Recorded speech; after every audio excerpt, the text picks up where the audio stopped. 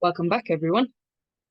If you're enjoying these episodes and my channel and want to suggest a topic or have a question that you want answered, drop it in the comments below, and I'll either do an episode on it or answer your question in the comments. I want to speak about a vital skill to your leadership. It's something that you face every day and something you must maintain a certain mindset to master. It's also the most common question I'm asked as a leadership coach and mentor. How do I motivate my team? As covered in my earlier episode, What is Leadership? Dwight D. Eisenhower said, leadership is the art of getting someone to do something you want done because they want to do it, which should give you a clue as to how important motivating your team members really is. What I found most interesting over the years when delivering workshops and masterclasses on this topic is when I ask, what motivates your team? Almost always the very first answer I get is money. But then I ask what motivates them, the leaders in the room, and I get answers like giving my family the life they deserve, sense of achievement and recognition for doing a good job. My team, they are amazing people. The idea of having an impact on other people. Strange. No mention of money here. I have never had a leader tell me they are motivated by money. So why do we assume our teams are?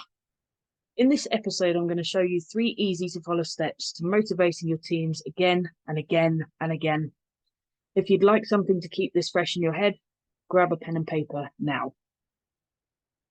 Step 1, understand. Understand what motivates your team members. Motivation is a very personal journey as it plays to our thoughts, thought patterns, personalities, preferences, and many other parts of us that make us the unique people we are. Let me ask you something. When you get your money from your job, your tax credits, your benefits, your gifts from family and friends, what do you do with it? You spend it, right? No one keeps money in a nice little pile in the corner and never takes it anywhere. We spend it. No one is motivated by money. Yes, I said it. We give it away, quite freely, in exchange for the things we want out of life. So we aren't motivated by money itself. But therein lies the first question to answer when discovering what motivates your team members. What are they spending their money on? For some of my team members in the past, that's included their first car, their horse, paintballing with their friends, their dream games console, their kids' birthday parties, that trip of a lifetime, their weddings, their houses, their divorces, and even one divorce party. But it's also included maintaining their way of life, keeping their head above water with their bills, clearing their debt, being able to have savings for tough times, and having the pension that they know they'll need, or just being able to put food on the table. Whatever it is, learn what your team members are spending their money on. Second, one of the most important questions I sought the answer to with every team member was, why this job? Out of all the things they could have done with their lives and all the companies they could have worked for, why this job? I worked in hospitality for the first 11 years of my career. And when you do that, you accept that 90% of your staff probably won't be with you in 12 months. You must find a way to motivate them to do the best they can every day, as long as they are there, knowing that they don't intend to be there that long. But the longer my staff stayed, the more I began to ask, why? What value were they getting out of this job that made them stay? It could be their leaders and teams, a feeling of constant achievement, the recognition they get, the skills they're learning, or that this company's allowed them focus time on the tasks they like, or simply that they believe their organization does good things for good people. Just like what we spend our money on, the answer to why this job may also change over time. At first, it might be because it sounded like a good job. Then we were motivated by our leaders. Then we ended up in a team that inspired us and we made friends. Then we learned new things, and then we found opportunities to use those things more, and so on.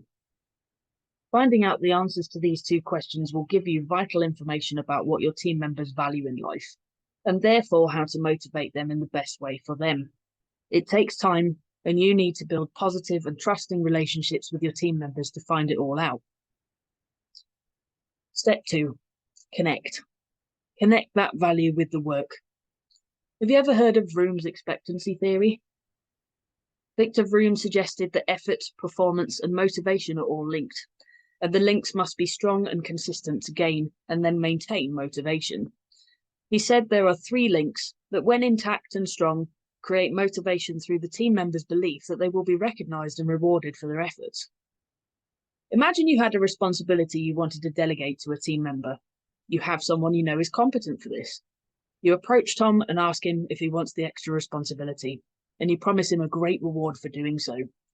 Tom says, "Well, whenever I do extra things for you, you always criticise my work, so I don't feel like I do a good enough job for you.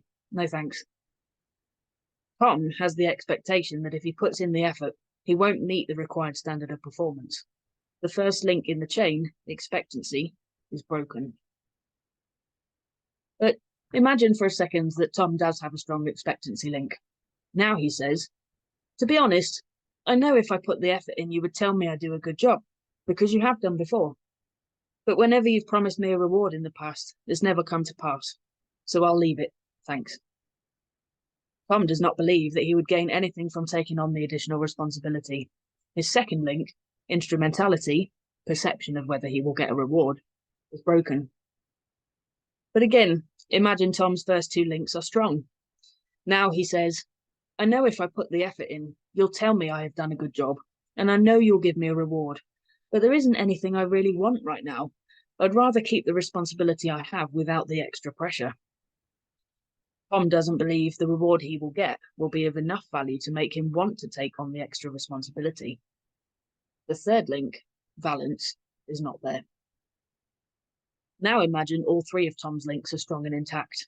He now responds with, "Whenever I put the effort in, you always tell me I do a good job, and you always get me a reward. And the reward you're offering would mean a lot to me right now, so of course I'll do it." Tom believes all 3 links are intact and strong. It causes him to act. This force is motivation.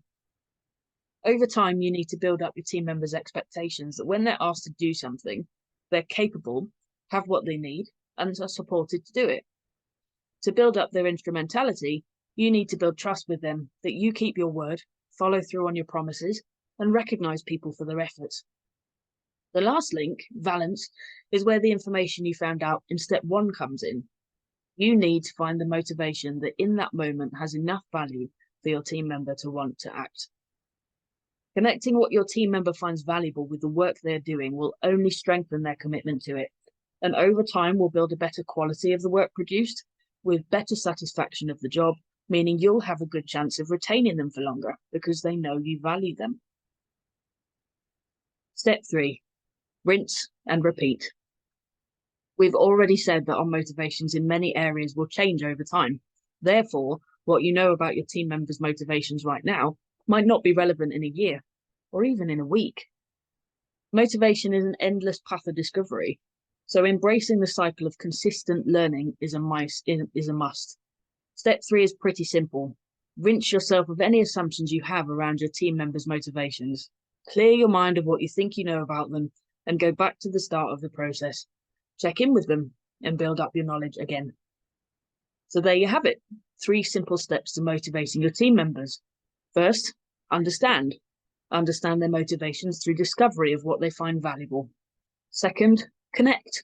Connect that which they find valuable with the work they do, so they build a stronger connection with the role.